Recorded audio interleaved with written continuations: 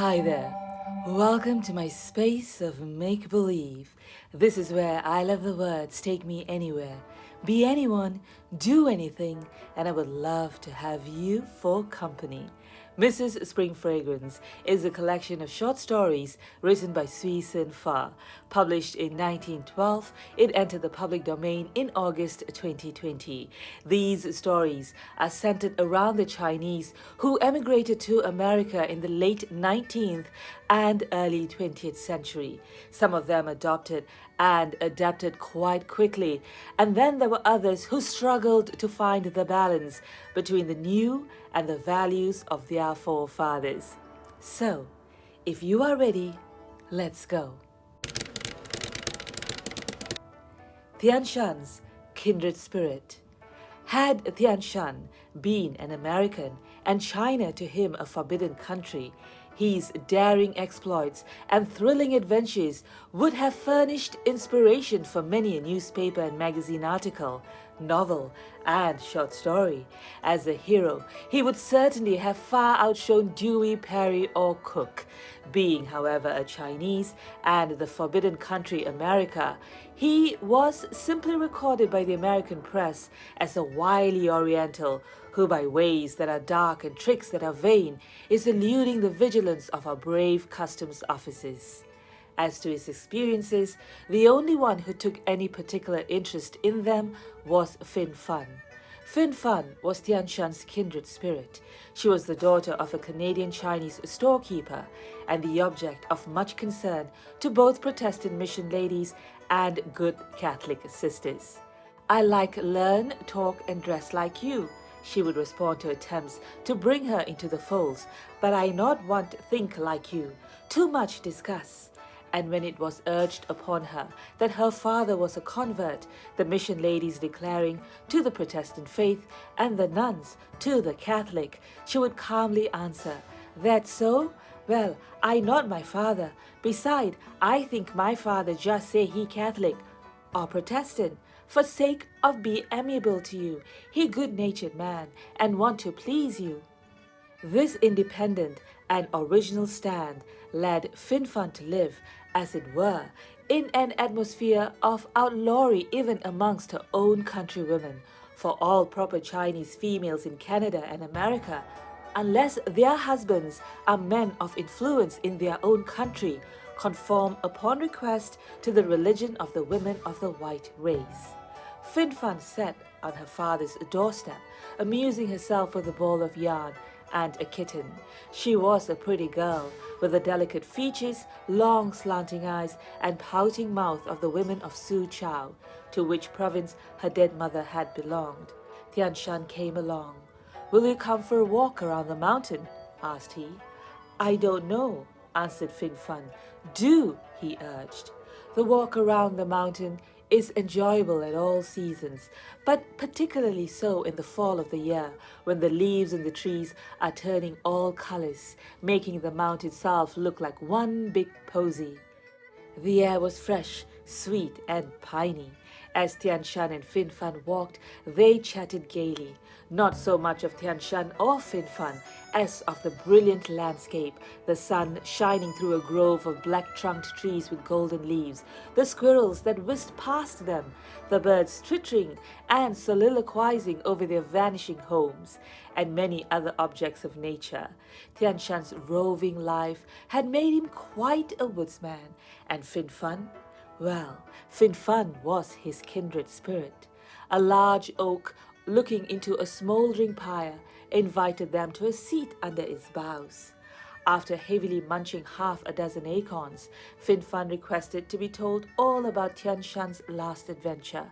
Every time he crossed the border, he was obliged to devise some new scheme by which to accomplish his object, and as he usually succeeded, there was always a new story to tell whenever he returned to Canada. This time, he had run across the river a mile above the Lachine Rapids in an Indian war canoe and landed in a cove surrounded by reefs where pursuit was impossible. It had been a perilous undertaking, for he had had to make his way right through the swift current of the St. Lawrence, the turbulent rapids so near that it seemed as if indeed he must yield life to the raging cataract. But with indomitable courage he had forged ahead, the canoe, with every plunge of his paddles, rising on the swells and cutting through the whitecaps, until at last he reached the shore for which he had risked so much. Fin Fun was thoughtful for a few moments after listening to his narration. "Why?" she queried at last. "When you can make so much more money in the States than in Canada, do you come so often to this side and endanger your life as you do with returning?" Tian Shan was puzzled himself. He was not accustomed to analyzing the motives for his actions. Seeing that he remained silent, Fin Fun went on. "I think," said she, "that it is very foolish of you to keep running backwards and forwards from one country to another, wasting your time and accomplishing nothing." Tian Shan dug up some soft black earth with the heels of his boots. "Perhaps it is," he observed. That night Tian Shan's relish for his supper was less keen than usual, and when he laid his head upon his pillow, instead of sleeping, he could only think of Fin Fun. Fin Fun, Fin Fun. Her face was before him, her voice in his ears. The clock ticked Fin Fun. The cat purred it. A little mouse squeaked it. A night bird sang it. He tossed about, striving to think what ailed him. With the first glimmer of morning came knowledge of his condition. He loved Fin Fun, even as the American man loves the girl he would make his wife.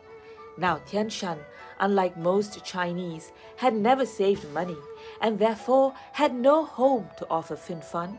He knew also that her father had his eye upon a young merchant in Montreal, who would make a very desirable son-in-law. In the early light of the morning, Tian Shan arose and wrote a letter. In this letter, which was written with a pointed brush on long yellow sheets of paper, he told Fin Fun that, as she thought it was foolish, he was going to relinquish the pleasure of running backwards and forwards across the border, for some time at least. He was possessed of a desire to save money so that he could have a wife and a home. In a year perhaps, he would see her again. Li Ping could hardly believe that his daughter was seriously opposed to becoming the wife of such a good-looking, prosperous young merchant as Wong Ling. He tried to bring her to reason, but instead of yielding her will to the parental, she declared that she would take a place as a domestic to some Canadian lady with whom she had become acquainted at the mission sooner than wed the man her father had chosen. "Is not Wong Ling a proper man?" inquired the amazed parent. "Whether he is proper or improper makes no difference to me," returned Fin Fun. "I will not marry him, and the law in this country is so that you cannot compel me to wed against my will." Li Ping's good-natured face became almost pitiful as he regarded his daughter. Only a hen who has hatched a duckling and sees it take to the water for the first time could have worn such an expression. Fin Fun's heart softened. She was as fond of her father as he of her. Sidling up to him, she began stroking his sleeve in a coaxing fashion. "For a little while longer I wish only to stay with you," said she. Li Ping shook his head, but gave in. "You must persuade her yourself," said he to Wong Ling that evening. "We are in a country where the sacred laws and the customs of China are as naught." So Wong Ling pressed his own suit. He was not a bad-looking fella, and knew well also how to honey his speech. Moreover, he believed in paving his way with offerings of flowers, trinkets, sweetmeats. Fin Fun looked, listened, and accepted. Every gift that could be kept was carefully put in a trunk, which she hoped someday to take to New York. "They will help to furnish Tian Shan's home," said she. 12 moons had gone by since Tian Shan had begun to think of saving, and once again he was writing to Fin Fun. "I have made and I have saved," wrote he. "Shall I come for you?" And by return mail came an answer which was not no. Of course Fin Fun's heart beat high with happiness when Tian Shan walked into her father's store. But to gratify some indescribable feminine instinct, she simply nodded coolly in his direction, and continued what might be called a flirtation with Wong Ling, who had that morning presented her with the first Chinese lily of the season and a box of the best preserved ginger. Tian Shan set himself down on a box of dried mushrooms and glowered at his would-be rival, who, unconscious of the fact that he was making a third when there was needed but a two, chatted on like a running stream. Thoughtlessly and kittenishly, Fin Fan tossed a word, first to this one, and next to that, and whilst loving with all her heart one man, showed much more favour to the other. Finally, Tian Shan arose from the mushrooms and marched over to the counter. "These yours?" he inquired of Wong Ling, indicating the lily and the box of ginger. "Miss Fin Fan has done me the honour of accepting them," blandly replied Wong Ling. "Very good," commented Tian Shan. He picked up the gifts and hurled them into the street. A scene of wild disorder followed. In the midst of it, the father of Fin Fan, who had been downtown, appeared at the door. "What is the meaning of this?" he demanded. "Oh, father, father, they're killing one another. Separate them, oh, separate them," pleaded Fin Fan. But a father's interference was not needed. Wong Ling swerved to one side and, falling, struck the iron foot of the stove. Tian Shan, seeing his rival unconscious, rushed out of the store. The moon hung in the sky like a great yellow pearl, and the night was beautiful and serene. But Fin Fan, miserable and unhappy, could not rest. "All your fault," declared the voice of conscience. Fin Fan spake a voice near to her. Could it be? Yes, it surely was Tian Shan. She could not refrain from a little scream. "Shh, shh," bade Tian Shan. "Is he dead?" "No," replied Fin Fan. "He is very sick, but he will recover." "I might have been a murderer," mused Tian Shan. "As it is, I am liable to arrest and imprisonment for years." "I am the cause of all the trouble," wept Fin Fan. Tian Shan patted her shoulder in an attempt at consolation, but a sudden footfall caused her to start away from him. "They are hunting you," she cried. "Go, go!" And Tian Shan, casting upon her one long farewell look, strode with rapid steps away. Poor Fin Fan! She had indeed lost everyone, and added to that shame was the secret sorrow and remorse of her own heart. All the hopes and the dreams which had filled the year that was gone were now as naught, and he, around whom they had been woven, was, because of her, a fugitive from justice, even in Canada. One day she picked up an American newspaper, which a customer had left on the counter, and more as a habit than for any other reason, began spelling out the paragraphs. A Chinese who has been unlawfully breathing United States air for several years was captured last night crossing the border, a feat which he is said to have successfully accomplished more than a dozen times during the last few years. His name is Tian Shan, and there is no doubt whatever that he will be deported to China as soon as the necessary papers can be made out. Fin Fan lifted her head. Fresh air and light had come into her soul. Her eyes sparkled, and the closet behind her hung a suit of her father's clothes. Fin Fan was a tall and well-developed young woman. "You are to have company," said the guard, pausing in front of Tian Shan's cage. "A boy without certificate was caught this morning by two of our men in this side of Rouse's Point. He has been unable to give an account of himself, so we are putting him in here with you. You will probably take the trip to China together." Tian Shan continued reading a Chinese paper, which he had been allowed to retain. He was not at all interested in the companion thrust upon him. He would have preferred to be left alone. The face of the absent one is so much easier conjured in silence and solitude. It was a foregone conclusion with Tian Shan that he would never again behold Fin Fan, and with true Chinese philosophy, he had begun to reject realities and accept dreams as the stuff upon which to live. Life itself was hard, bitter and disappointing. Only dreams are joyous and smiling.